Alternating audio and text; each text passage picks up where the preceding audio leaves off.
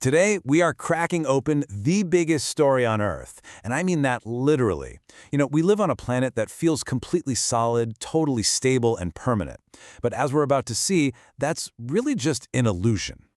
So, right off the bat, here's the big mystery. If our planet is just this solid ball of rock, how in the world do we explain all the chaos we see? I'm talking about the violent, world-shaping events that happen all the time. What force is powerful enough to shake the very ground we're standing on, or to push up entire mountain ranges like the Himalayas, or to spew molten rock from deep inside the Earth? Okay, here's our first major clue. When you actually map out where earthquakes and volcanoes happen the most, you notice something amazing. It's not random at all. There is a clear pattern, especially this massive arc around the Pacific Ocean, which you've probably heard of, the Ring of Fire. Now, this isn't just some geological fun fact. For hundreds of millions of people, this pattern dictates their entire lives. It's like the planet is screaming at us that all these events are connected. Our job is to figure out how. To solve this mystery happening on the surface, we've actually got to go deep, deep underground. First, we need to understand the basic structure of our planet. It all starts with three basic layers. Way down in the center, you've got the core, which is a super hot ball of mostly iron and nickel. Wrapped around that is the mantle, this really thick layer of rocky material. And then on the very outside, you have the crust. That's the incredibly thin, brittle shell that we all live on. This diagram really helps put it all into perspective. I mean, look at how thin the crust is compared to the huge mantle and core. It's kind of like the skin on an apple.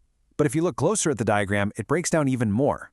And the most important part for our story isn't just these three big layers, it's what's happening right on the boundaries between them. We need to zoom in on that area between the crust and the mantle, because here we find two sublayers that are the key to everything. First, you've got the lithosphere. That's the rigid, hard outer shell, and it includes the crust and the very top bit of the mantle. But right below that is the asthenosphere. And the Greek word astheno actually means weak, and that is the perfect way to describe it. It's not a liquid, but it's so hot and soft that it can flow really, really slowly, kind of like thick honey or silly putty.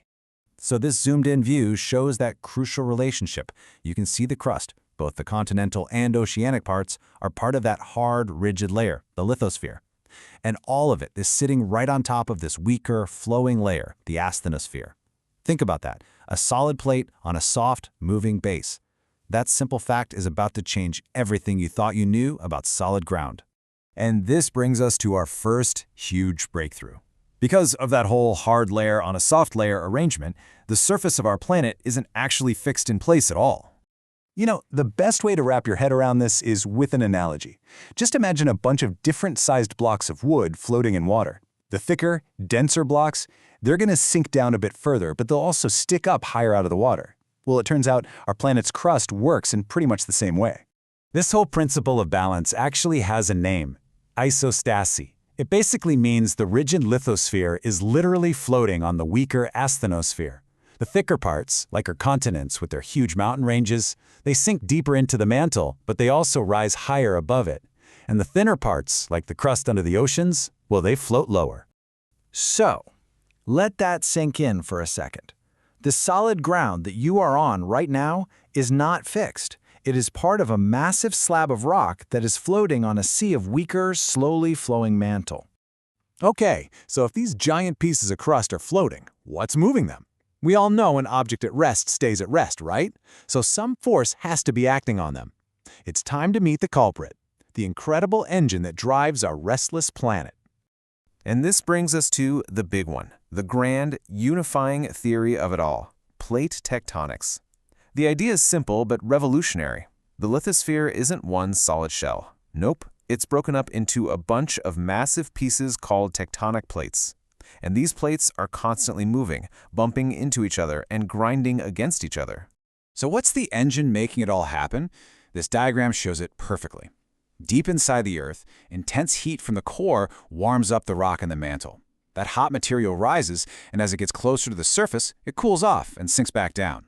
This creates these enormous, slow-moving circular currents called convection cells, and they act like giant conveyor belts, and the tectonic plates floating on top are just being carried along for the ride.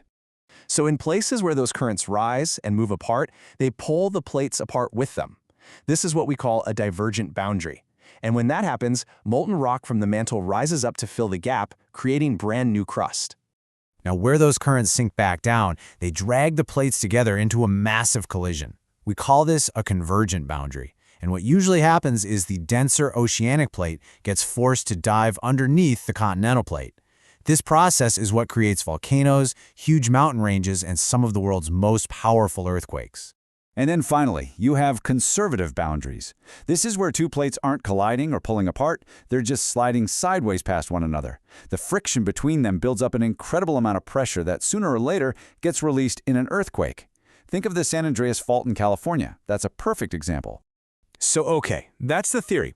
But how can we actually see this incredible process in action? Well, the evidence is written all over the face of the Earth. Let's actually watch the birth of an entire ocean.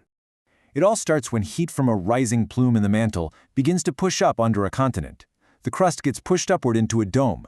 It stretches, and it starts to thin out. And as it stretches, eventually it cracks.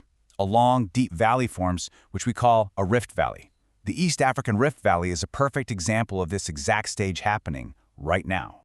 Over time, the valley floor can drop below sea level, and when that happens, water rushes in. And just like that, you have a long, narrow, brand new baby ocean, just like the Red Sea is today. And if you just let this process continue for, say, 180 million years, that rift that once split Africa and South America widens and widens into the massive body of water we now call the Atlantic Ocean, an entire ocean born from a single crack in the Earth's crust. It's just amazing. And this process isn't just something that happened in ancient history. It is happening right now as we speak. This map shows Earth's major tectonic plates, and those little arrows show you the direction they're all currently moving. You can see the Pacific plate heading northwest, while the Atlantic Ocean continues to get just a little bit wider year after year.